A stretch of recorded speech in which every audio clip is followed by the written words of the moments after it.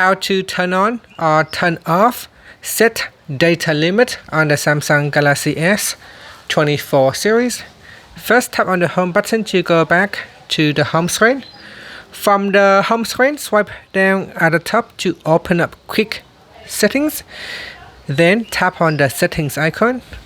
Next, we go down and then tap on connections. After that, we scroll down and in here, tap on data usage. Then we go down and in here, tap on billing cycle and data warning. Next, tap on set data limit.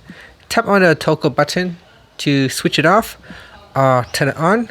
Once you turn this on, you can also set your data limit.